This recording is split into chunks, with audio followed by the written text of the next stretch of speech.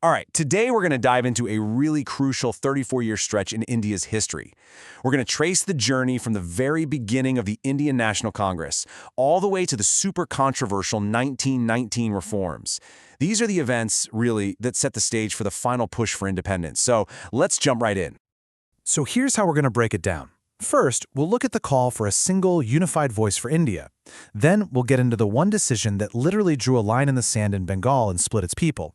We'll see how that split led to a whole new political party, track a pretty surprising alliance that was forged during a world war, and finally, we'll dig into the reforms that left everybody wondering, was this real progress or just a new kind of control? So let's start at the very beginning, with the creation of the first ever All-India political organization, a group that promised to speak for the entire nation.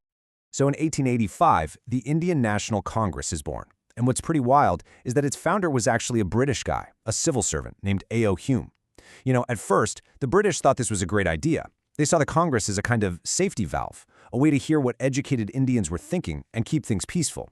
The goal, at least on paper, was simple: get more Indians involved in running their own country. And this is the question that changes everything. The Congress was pushing for a British-style democracy. But think about it. In a country where Hindus made up the vast majority of the population, people started asking a really important question. Would that system actually work for India's huge Muslim minority? Or would they just get outvoted every single time? Okay, let's move to what seemed like a simple administrative decision, but one that had absolutely explosive political consequences. This was the moment a line was drawn, not just on a map, but between communities, and it set off a chain reaction that would change everything. To really get the impact here, you've got to understand just how huge Bengal was. I mean, we're talking about a staggering 80 million people.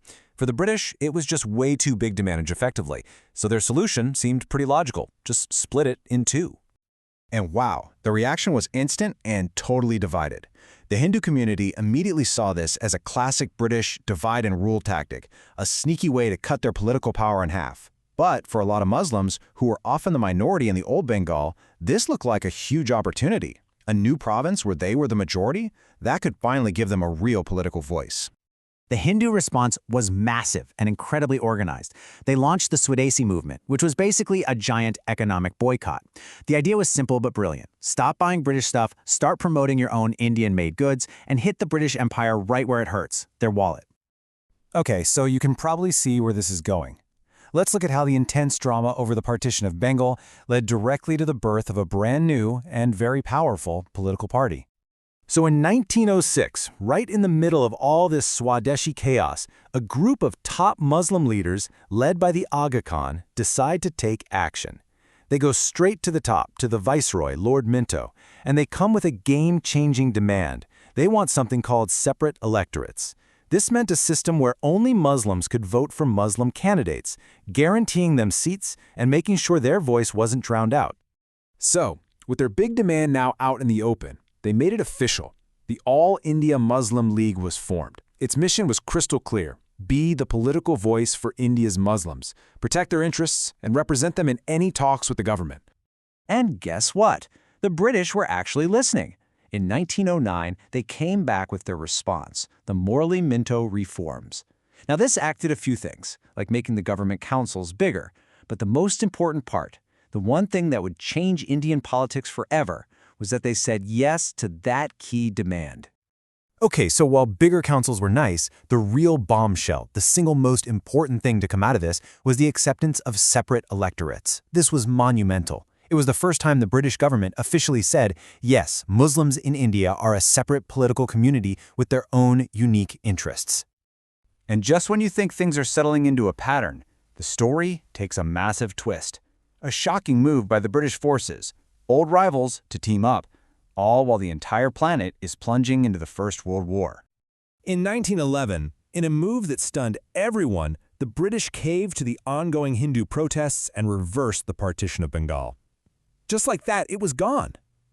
For Muslims, this was a flat-out betrayal. The British had gone back on their promise, and that one act just completely shattered any trust that had been built.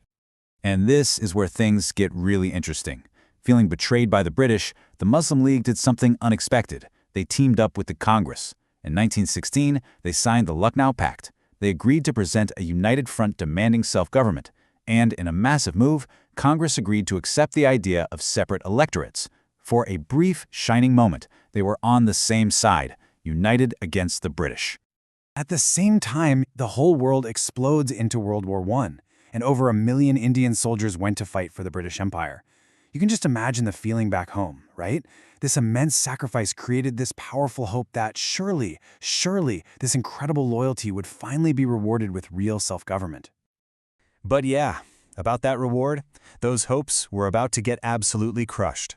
Let's get into the chaotic year of 1919, a year where the promise of reform came with a brutal dose of repression. Instead of the reward everyone was expecting, India got something called the Rowlatt Act, which basically let the government lock people up without a trial. Naturally, this caused outrage and protests erupted everywhere. Things got incredibly tense in the city of Amritsar, and it all led to one of the darkest days in the history of British rule, the Amritsar Massacre, where troops opened fire on a peaceful, unarmed crowd. So it's in this atmosphere of pure tension, anger, and violence that the British finally roll out their long-awaited reforms, the Government of India Act of 1919. It promised a new system, a new legislature, a gradual path towards India governing itself. The centerpiece of all this was a really complicated system called diarchy. Basically, they split the government in two. Indians got to handle stuff like education, health, and agriculture, but all the really important stuff, the real levers of power like the police, the courts, and of course the money, those were reserved and stayed firmly in the hands of the British governor. So here's the bottom line. On paper, it looked like a step forward. For the first time, Indians were in charge of parts of their own government, but with only about 2% of the population actually allowed to vote, and with the British viceroy still holding the power to veto anything he didn't like, you have to ask the question that would define the next 2 decades. Was this real reform, or was it just a brand new, more clever way to stay in control?